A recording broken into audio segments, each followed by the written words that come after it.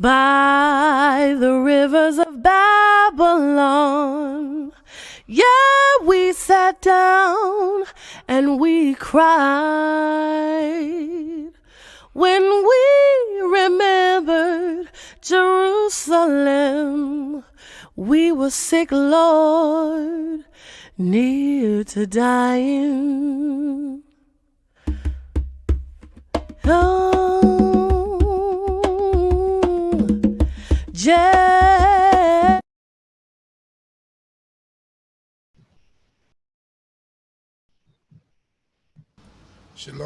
Shalom, shalom, family, and welcome to another Tanakh review. My name is Uziah Lewy, one of the teachers of Congregation BINAH CHOKMAH, located in the Red Hook section of Brooklyn, New York.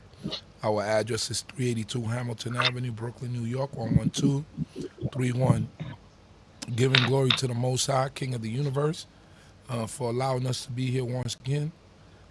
He's the one that we call upon, and he's the one that we praise at all times. It's only to him that we give glory, and it's only him alone that is the King of the universe. Thanking all of you for tuning in once again. As you can hear, I'm a bit under the weather. My voice is a little bit it's struggling a little today, but you know, through rain, sleet, and snow, we do what we gotta do. So I'm here, joining all of you and getting this review going. Thanking the Most High, Creator of heaven and earth, for otherwise for health and for life and for all that He does for us. So at this moment, I'm going to turn it over to Nasik Zurishaddai Yehudah, one of my teachers and my mentors, so he could go over the portion of Haftarah Ki Teitzei. Shalom, Nasik, how are you?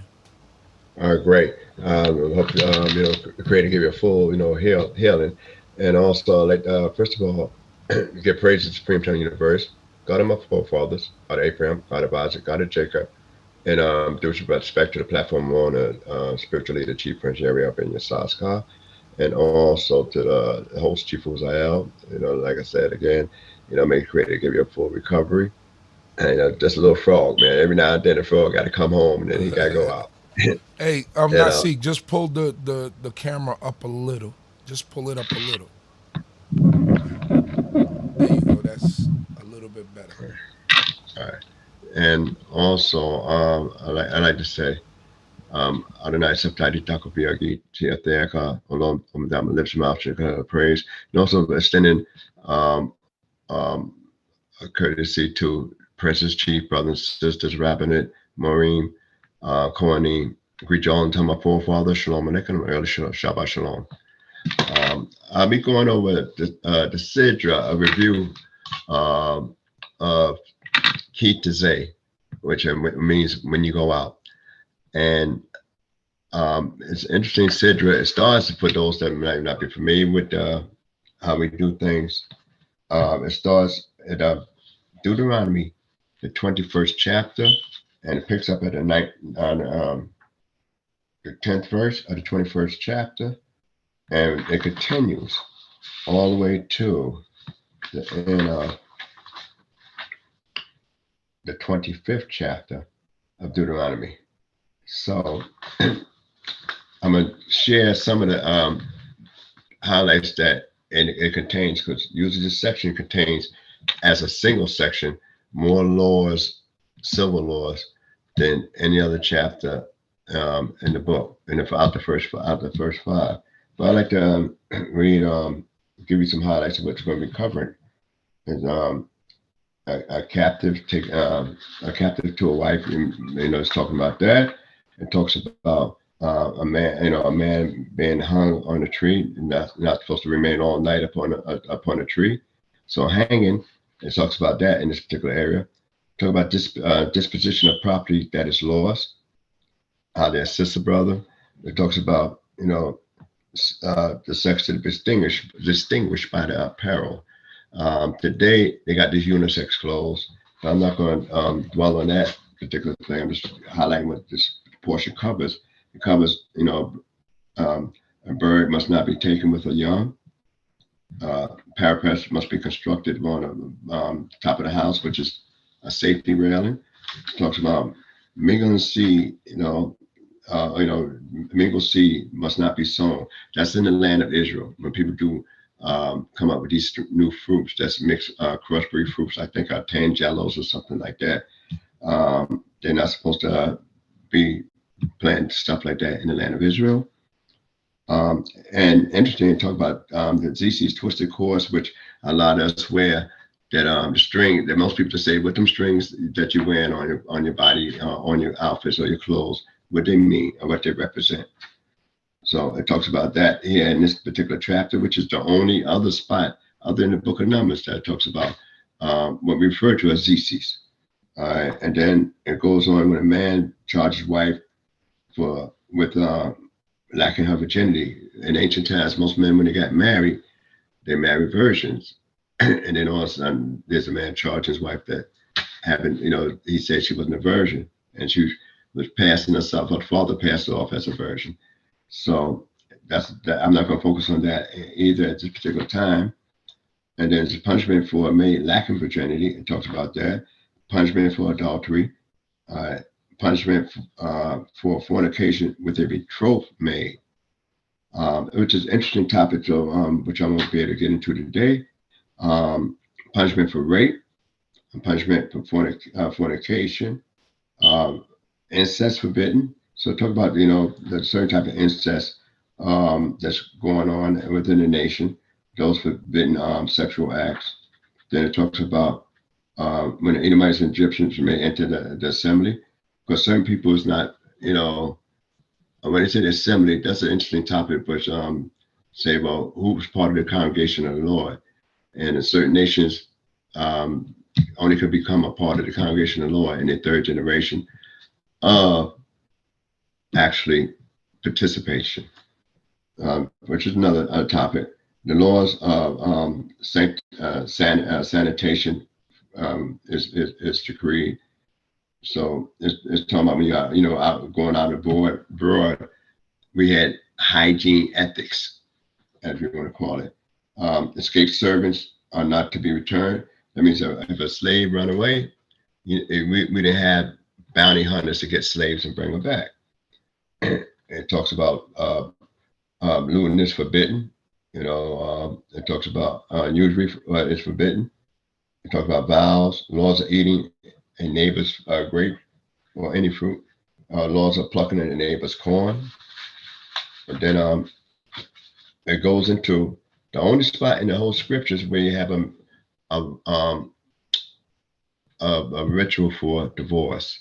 So we have a thing where, when a man takes a wife, hopefully you take her for life. But, as often the case be these days in this dispensation, with the absence of certain God being, working the situation out, and actually people not residing.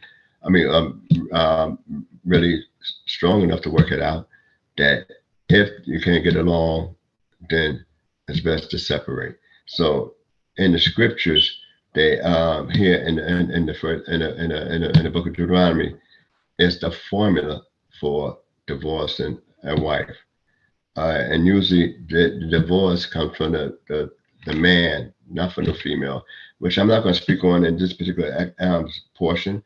But it's it's a good thing to notice, because a lot of people that might study, I know one pastor, very charismatic pastor. I like listening to him every now and then, but some of I don't agree with a lot of his assessments of what the scriptures say when it comes to law, and where divorce is frowned upon in his area, and also you denigrate it if you divorce a man that haven't died. So if you divorce and one of y'all still living, the man still living or the woman still living, and the woman go on to marry somebody else and they had a legal divorce. So those areas there is not according to our scriptures that we read in the law that was brought down from the prophet Moses. So that pastor's he pushed that strong in his church, and that means that people doesn't hooked up that they know it's chaotic, knowing you don't, the love is not there, knowing it's not a healthy relationship. And it's not healthy for the children either, in a relationship if you have children involved, especially young children, then it's best to separate. So, and that's why we have this formula written in the book, 24th chapter of Deuteronomy. Then it goes on to wages. Well, let's deal with it. Man and man shall devote the first year to his wife. That means that if you have a new wife, we just talk about a honeymoon. Well, some people just got a honeymoon maybe for a few weeks or whatever the case is.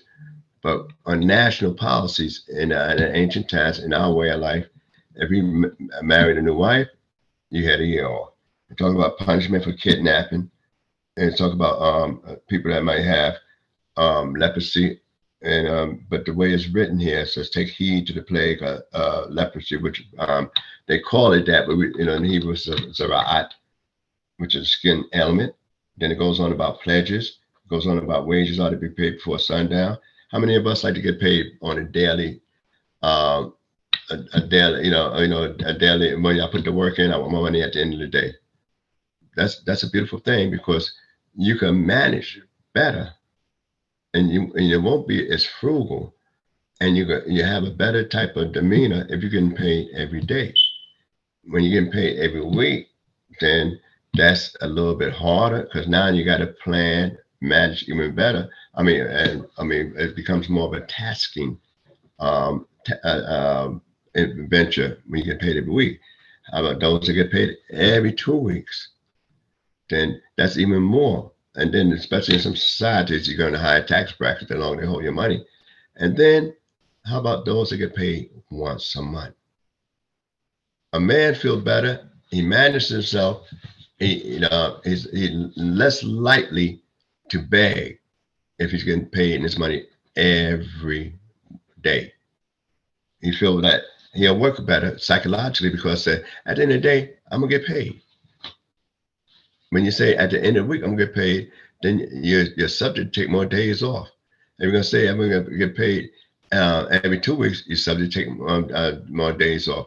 And then the 1 week payment. If you get paid once a month, surely you're going to start taking more days off, because you don't see any money. And then you have to develop a better management skills with the money you do get, and you fall into another bracket in some places, especially like here where we at. All right. Then it goes on, no one should be put to death for another sin. This is an important thing. It brings out a lot of theoretical concepts, with somebody dying for your sins. Now, I know I may have, some Christian believers in there, and I'm not here to change what you believe in.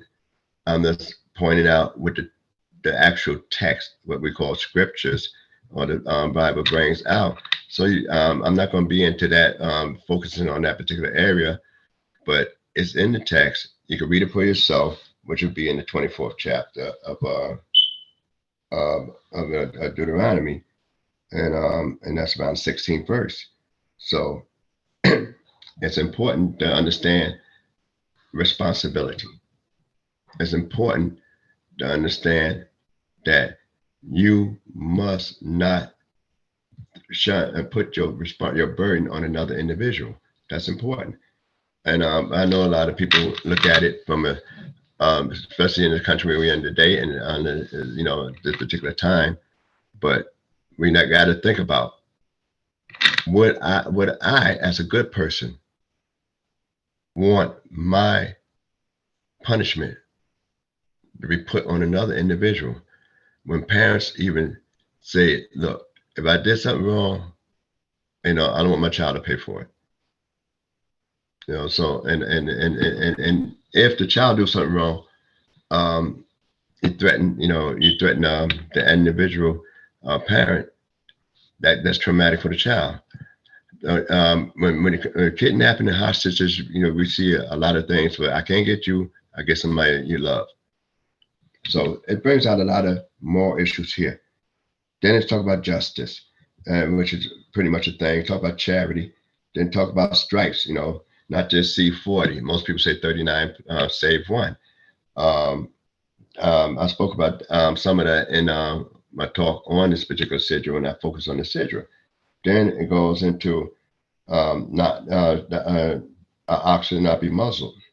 So that's important as well, because if you're talking about an ox shouldn't be muzzled, that means when he treaded out the corn, he's working, and you put this here, so he's not, you say, I'm gonna feed you. Well, just feel that you are need to be fed, but yet you're working for me to feed me. But I'm saying I'm gonna only allow you to eat when I think it's, you earned the right to eat. So we have certain elements where we had to be deal with the animal kingdom and the creatures. All right, then we talks about the Levitical marriages that in a polygamous society, when you have more than one wife, and people die, what goes on? And one of the brothers had no children. What did the wife do? That is, actually an ancient institution, ancient custom, but it's a law providing for a man to have an heir for property. So that I'm not going to discuss as much either. I'm just bringing out some of the real impacts that they have in here. And talk about the immodest woman, and he said, well, what makes her immodest? And they have a typical case in the 25th chapter. When a woman, and it gives an example of a woman, a husband fighting, or two men fighting, rather. It could be a husband, it may not be a husband, could be a brother, whatever. And she stretches forth her hands and grab a man by his male members to deliver the other guy. Then the hand should be cut off, and no one should pity her. It's interesting, just that one little verse there, that nobody pities her, and she might be trying to save and help another individual, but she took a 2x4 and bust him upside the head to save another individual, then it'll be more understandable.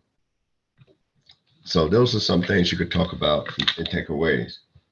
But and then they're talking about unjust weights and measures, and talk about the memory of Amalek is to be blotted out. I'll be focusing on that as well at the end. And so that covers and let you know how much is in Ki Teitzei. So I'm only going to cover a couple points, and then I'm going to move on to the Haftarah, which is in Isaiah, the 54th chapter, first verse, going to the 10th verse. All right.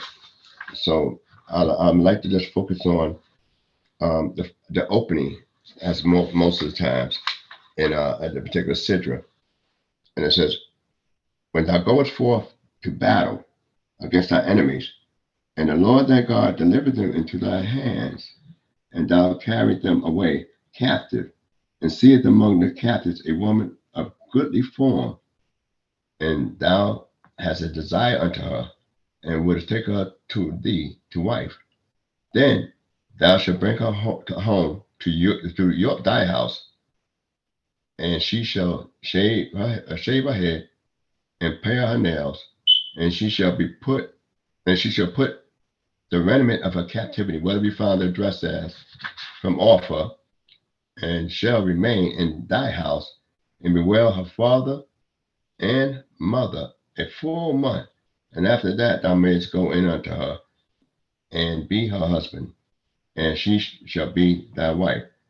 And it shall be, if thou have no delight in her, then thou shalt let her go whither she will, but thou shalt not sell her at all for money. Thou shalt not deal with her as a slave, because thou hast humbled her.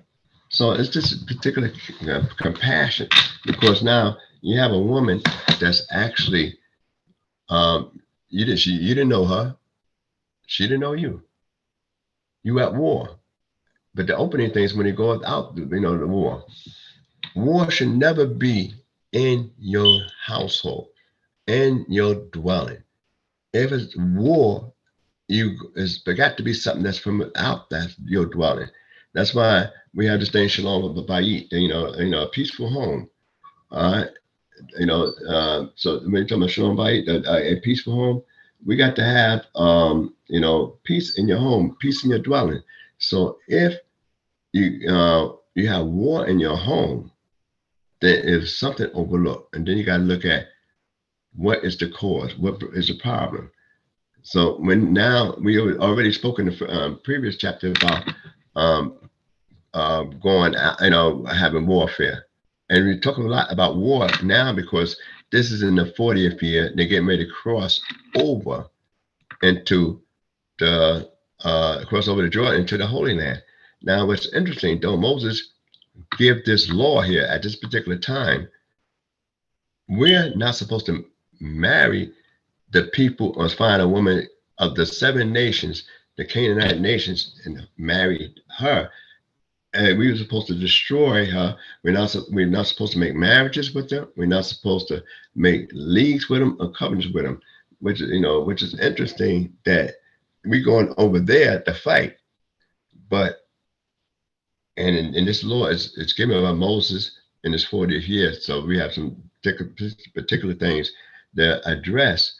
But when we look at it very closely, and should be talked about a little bit more, that what nations we're going to talk about amongst the captives, that we could take. So I know some people that might follow a strong, strict rabbinic tradition, don't marry outside of their nationality, so to speak. They usually say their faith, but they're Judaism or Jewishness. It's not about your religious ideology here in Torah. It's talking about, because she could be a Buddhist, she could be a polytheistic worship, whatever she was.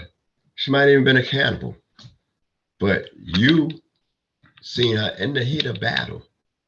Now, what man has time, to really think and focus on a wife, laudable wife, when you're fighting for your life? But these are some things to consider, that you out in battle and you killing these people. And amongst the people you killing, you find a woman that you like, but yet you're killing everybody else. You don't like everybody else you don't like. Everybody else you're destroying. But yet you find this one female that you like. And it's and most people in ancient times, they pillage and plunder and rape. So the Creator in this way is really trying to help alleviate your passion and the testosterone as people go out to battle. Some people, when they go to war, they say war is hell. It's just like in the last previous Sidra, when they'd say the tree is the life of a man, but yet you would save a fruit tree, but slay the man. The other tree, you give it some value to be used in the siege. So those are some of the things that you might want to talk over with your teachers in various areas, of the ethnicity of some of this stuff that's coming up, because it's not, it's a very sensitive subject when it comes to emotions. And after that, why would you want a woman that you killed her people? This love is not even an issue here. Affection is not an issue here. It's just physical beauty. We had a song we grew up with, beauty's only skin deep. So now that's all you see in this woman. And the ritual that you go through is that you make her look ugly. First, you got to take off what you saw that made her beautiful, her clothes. You like the way she dressed. You like the way she dressed. As well as, so the clothes is part of the form, and the clothes must have draped off the body a certain way. So you like the way she looked, just not only on us without the clothes, but with the clothes on as well. So the Torah helping you to get rid of the outfits, period. Then you might like them dynamite nails she had. That's a big business these days and times. Those that got daughters and stuff that reach a certain age and they still say they want to get their nails done and their toes done. We know they cost a lot. You know, they rather have it done by somebody else than do it themselves. But nevertheless, they have all this going on with the nails that you have to, when a captive woman, you know, cut the nails. Don't make her look attractive. Make her look like a worker. You know, and that hair. So I remember many years ago, guys used to tell me, young guys, you know, they used to say, well, I seen this nice young lady and she's beautiful, fine. I said, yeah, how she look? Well, they tell me about the complexion and said it had a nice shape and she had long hair. And I'm wondering still what she looked like, because all they said she had a nice shape. What is a nice shape to you? Nice complexion. What is a nice complexion to you? Long hair. How long the hair had to be? And what's tight? What texture? So in this book, we make her unattractive. And then it's sympathy for the people you killed. If you killed them, it might not have been you that killed her mother, actually. It might not you that actually killed her father, actually. But she is never going to see her mother and father again.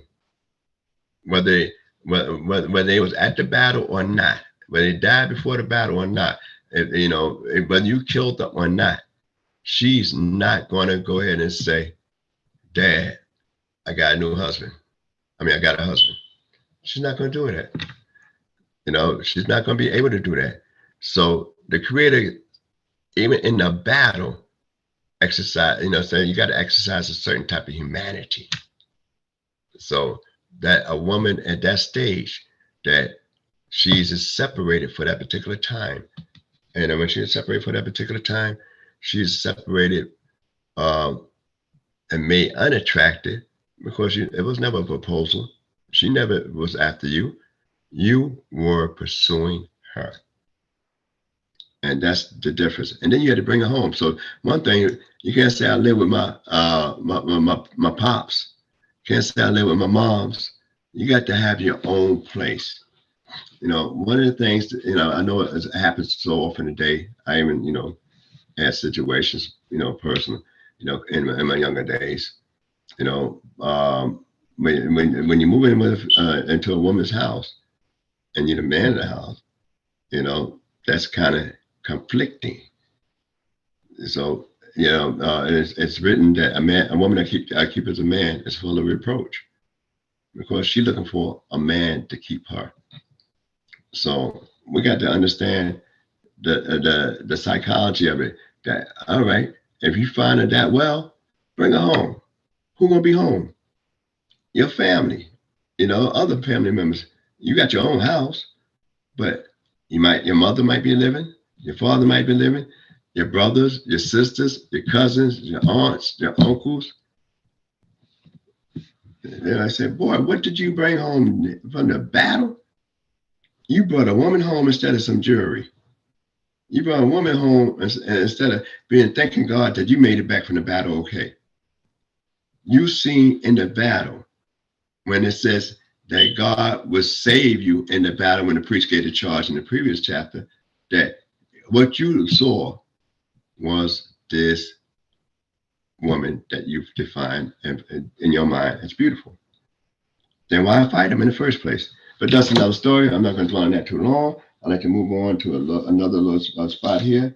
One of the things in the same chapter is about, I'm going to hit 3 points. It's about the 18th verse of the 21st chapter. If a man have a stubborn and rebellious son, that he will not hearken to the voice of his father or the voice of his mother, and though they chasten him, will not hearken unto them, then shall his father and his mother lay hold on him and bring him out unto the elders of his city and unto the gates of his place, and they shall say unto the elders of his city, this our son is stubborn and rebellious. He does not hearken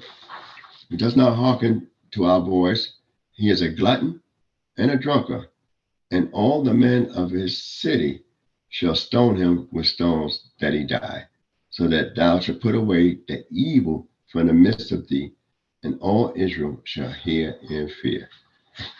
Now, there's a lot of things going on. The young man have 4 charges on him brought against his by him from the parents. Now, when you say a son, you know, do we mean daughter? You can ask these questions and talk about it with your different teachers. You know, is daughters included in that? And then if we look closer, the order of captive woman, 2 wives, you know, inheritance, and now we got the stubborn son.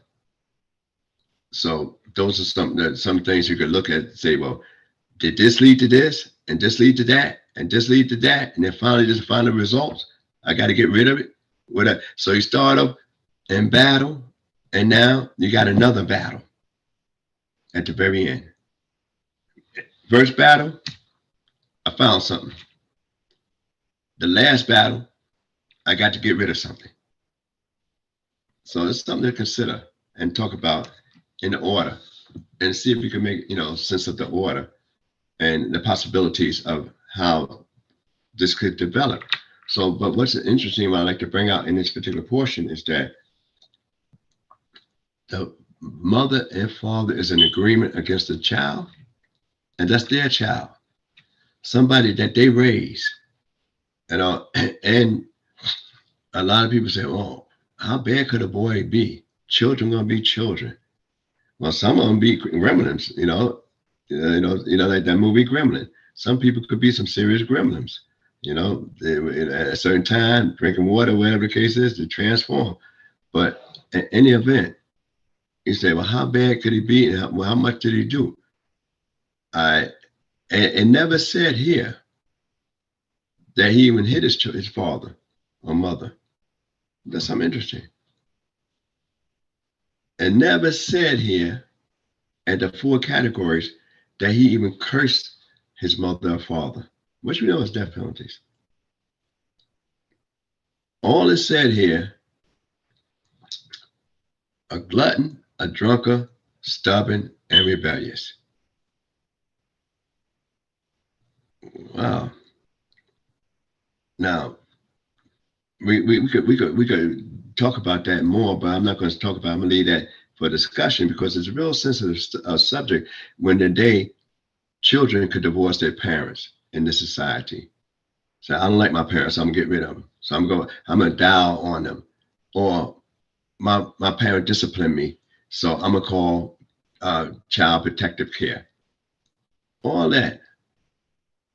And yet the child don't have a job or a house, can't take care of themselves.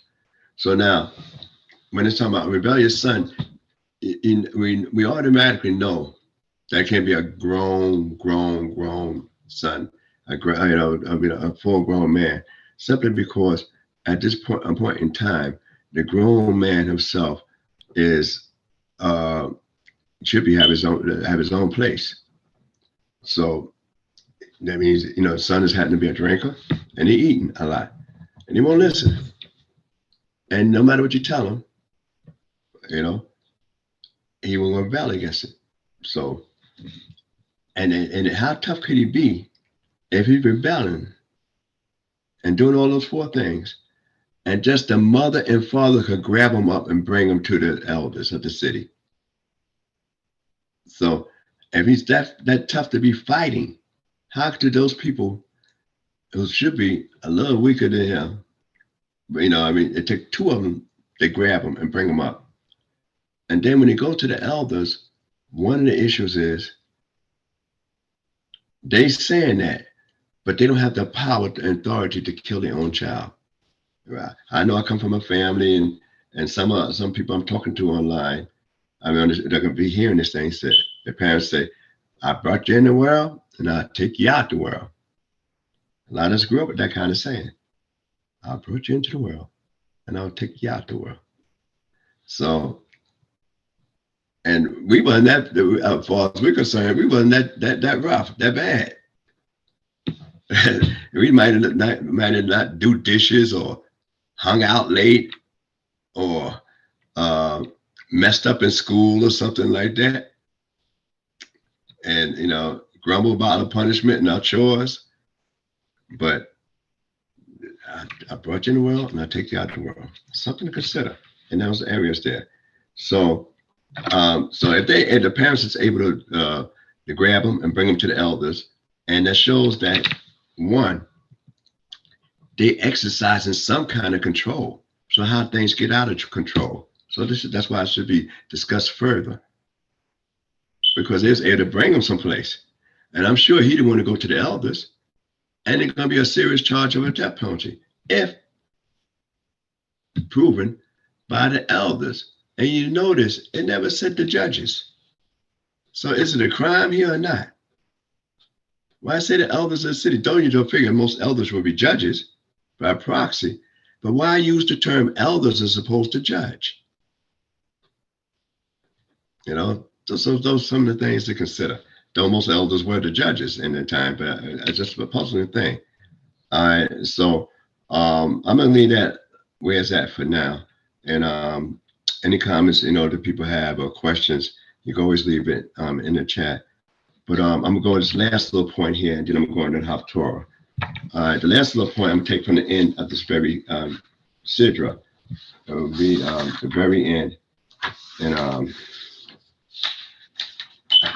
I had to be out of town for a few weeks, so pretty much for my background and me trying to adjust to doing this here.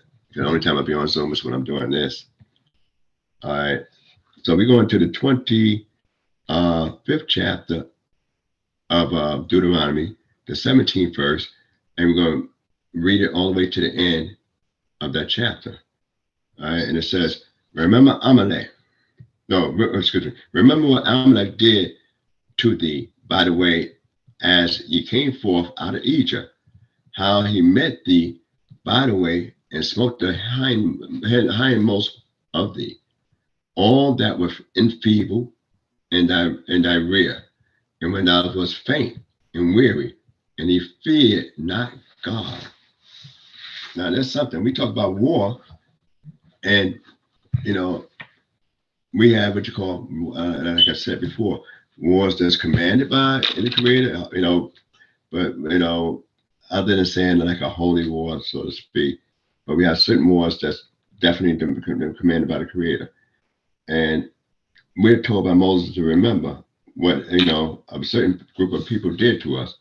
And it says, therefore it shall be when the Lord thy God had given thee rest from all thy enemies round about in the land which the Lord thy God giveth thee for an inheritance to possess it, that thou shalt blot out the remnants of Amalek from under heaven. Thou shalt not forget. That last part, blot out, blot out the remembrance of Amalek from under the heaven. Thou shalt not forget. One thing when I did this the Sidra last time, was focused on the Sidra, how do you blot something out and still remember? And then why was so many people afraid of us leaving Egypt and what was done? And 40 years later, they still had a fear of the nation of Israel. But Amalek is the only nation that came out and attacked us, and they had to go out their way. And it's blot them out and remember them. You know, so we got to remember and forget at the same time. How do you do that? So that I'll leave that for you to discuss amongst the various teachers there. And that's what I'm going to leave you with. And I'm going to the book of Isaiah, which will be the fifth week of consolation, consoling us as a people as we go and get closer to that day of Yom Kippur and Yom Teruah. So we have picked it up from Isaiah. I had a background. Shalom. My bad. All right. So yes, we were going to the book of Isaiah, the 54th chapter, the first book of comfort. Isaiah chapter 54, verse 1. Hallelujah. Hallelujah. Sing, O barren, thou that didst not bear. Break forth into singing and cry aloud. Thou didst not travail. For more are the children of the desolate than the children of the married wife, saith Yehovah.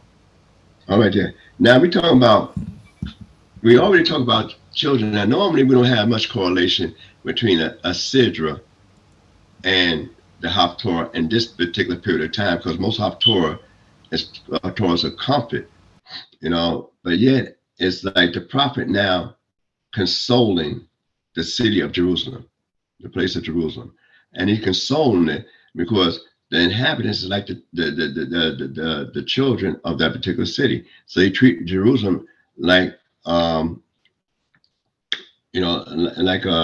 mother bearing of a young. Now, also, which I didn't speak on before, but that was in there in the Sidra, is that when you see a bird's nest, a bird sitting on the young or the dam, whether it's in a tree or on the ground, that you're supposed to make the bird go away, and take the young, but just not take the mother with the young, but let the mother go, but notice it says you got to chase her away. Since when guys got to chase a bird? Because she's going to try to defend her brood to the best she can. And also that law, which is unique, is that it has a reason and a consequence, just like honor your father and mother, that your days may be long upon the land which the Lord thy God giveth thee. So that has the exact same consequence, so that your days may be long upon the land which the Lord thy God giveth thee. And all we're talking about is letting the mother bird go, as opposed to taking the young with the with the mother.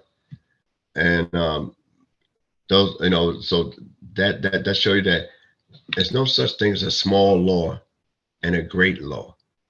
And some laws that might be difficult to perform, as opposed to other laws that might be easier to perform, but it still bears the same weight because it comes from the Creator. And that's one example where, how do I honor my father and mother? When we just talk about a rebellious son, all right?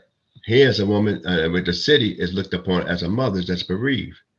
Here, a bird that normally people don't get to will fight for her young, knowing that she might can't win. And that's why the book said, you first got to do some work and make her leave her young, and that should trigger in yourself compassion. Do I really need these eggs? Do I really need these youngs? Or do I need them all? Or do I need just some? So all that, there's a lot of issues there, but that's in that same syndrome. So you could exploit it more. But here's this consolation, and like I said, it's consolation for us as a people, but it's consolation for the city of Jerusalem. Pick it up from there, Chief. Verse 2. Enlarge the place of thy tent, and let them stretch forth the curtains of thy habitations. Spare not, lengthen thy cords, and strengthen thy stakes. For thou shalt spread abroad on the right hand and on the left, and thy seed shall possess the nations, and make the desolate cities to be inhabited. Fear not, for thou shalt not be ashamed, neither be thou confounded, for thou shalt not be put to shame. Slick up. For thou shalt forget the shame of thy youth, and the reproach of thy widowhood shalt thou remember no more. All right, there, stop right there. All right. So now, and let you know that it's telling the city of Jerusalem, because usually when people are tormented, they shrink not only in stature, but they become much more introverted, and so they shrink, and even their emotions for outside people, because now it's more centered and focused on all the tragedies and atrocities that actually happened to them. So that makes one of the things that's false consolation. So if Jerusalem could be consolated, with console rather, if Jerusalem can be consoled, and just from words from the Most High, in reference to the people that the children that she look at as they was taken from her, that the Creator saying they're gonna come back even more than what you had, greater than what you had. So don't be ashamed, because sometimes some parents say, all my children left home and none of them hardly come see me. They don't call me. They don't find out if I'm okay or stuff like that till something go wrong with them. So we supposed to learn a certain type of respect for not only who brought us into the world, but also the place that we live that sustained us in the world. So we're learning a lot of things here, and that the objects, and what's so strange is that objects it's given us a form of sensitivity. Right? But let's read a little bit further. The fifth verse. Fifth verse, it reads,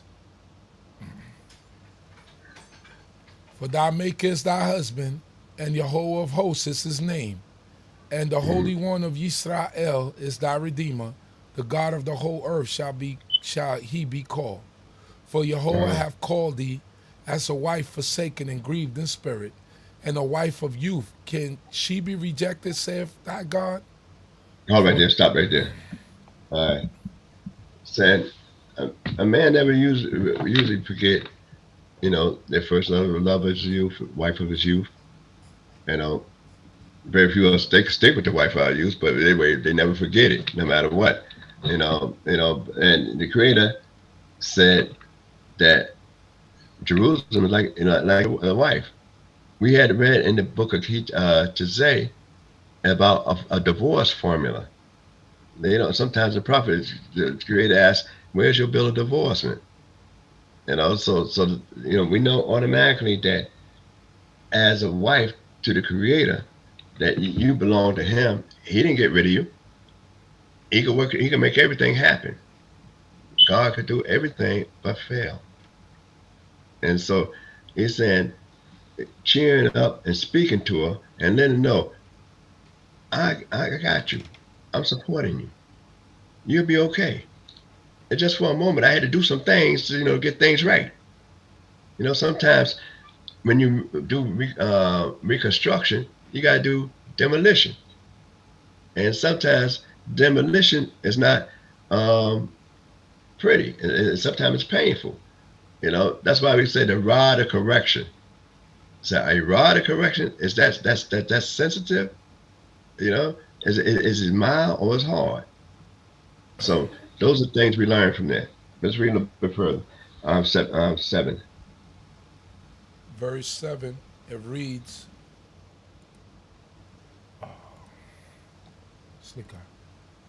for a small moment have I forsaken thee, but with great compassion will I gather thee. In a little wrath I hid my face from thee for a moment, but with everlasting kindness will I have compassion on thee, saith Yehovah thy Redeemer. For this I didn't know that before we get to 9 and 10 to finish it out. All right. And then that the Creator is, through the prophet, is showing us that God gonna redeem us, and just for the moment, because he was, sometimes you have these arguments in the household, and they could get kind of hot and toxic. But the only way you could settle it is take a space, take a moment, and then say, all right, let's come back to the drawing board and let's talk. Communication. When communication is broken, then it's never no getting back. So when man divorced, like I said in the earlier chapter, he had to find some unseen, she found no favor in his eyesight. Some people say, some unseemly thing in her. But according to our law, even if a man divorces a woman, in the scriptures, and she leaves, and divorce is final, but she don't take another man, and he calmed down, he could take that same woman back. Only if she takes another man, that first man that was her husband cannot take her back. If the man if she married another man, and that man died, and she become a widow, this first husband still can't take her back because she had another man. So the Creator, the thing about why would the Creator talk about, Moses talk about divorce, and then at the end talk about, a possibility of reconciliation. And it's a very thin margin of reconciliation, because the reconciliation should have been done before the divorce go through. So most times, if you went to the far part of a divorce, it's usually no reconciliation, and around. That's why the chances are so thin. And so here it is that the Creator saying, look, I just abandoned you. That means I didn't divorce you. I abandoned, I left. I need some time to cool off. But he's speaking, allegorically, so that we can understand what he means. And it's talking about to the prophet to the city. So, but we are the inhabitants of the children of the city that cause the city a problem. So when a person go to jail, a son go to jail, daughter go to jail, as part of the family, the mother and the father are in jail with their kids. Same thing as Israel went into captivity. When we go into captivity, we like dragging God into captivity with us. Because when things hit us, we say, God, where you at? We need you. Help us out. But let's read a little bit further and finish this out, the last one. Verse 9, it reads, for this is as the waters of Noah unto me. For as I have sworn that the waters of Noah should no more go over the earth, so have I sworn that I will not be wroth with thee, nor rebuke thee. For the mountains may depart, and the hills be removed, but my kindness shall not depart from thee, neither shall my covenant of peace be removed, saith Yehudah that have compassion on thee. Hallelujah. Hallelujah. Well, see, one of the bad, I wonder how Noah felt, because did Noah bring the flood? But yet it says the flood waters of Noah. He didn't ask for it. He lost some family members in that as well. So why would they just say the flood waters of Noah when Noah was saved and his family was saved? But he had a lot of other uncles and cousins, brothers and sisters and everything else that never made it. Because it said Lamech lived so many years and had sons and daughters. So why is this? So with that, that's something to talk about and consider as you move forward. And I hope everybody got something out of what I said. And any mistakes by my own, and you just leave a comment and support the D.C.B channel. Chief Uzziah do a lot of work, and and you see he might need more rest than he do. I know what he do personally, besides a regular job and all the stuff in the platforms, and those that follow a lot of his channels know that how the one guy do that, have a family that he gotta have time with, know the family, a beautiful family, and sons is big and everything like that. So and daughter young, the no little guy coming around, so that's a lot for a man, and he a young guy, but but he holding it down. So thank God for that. And at a rough time in a city like Brooklyn, New York. So with that, I appreciate all the things that he's been doing, and y'all support the channel, and any comments and any mistakes. My views may not be representative of D.C.B views. My views is my own views. So any mistakes, it's my own, and you could call me up on that. But that I say Shalom Aleichem and Shabbat Shalom again. Hallelujah. Shalom, Nasik. Torah for the compliment, and all glory to the Most High. Shalom, shalom. Amen.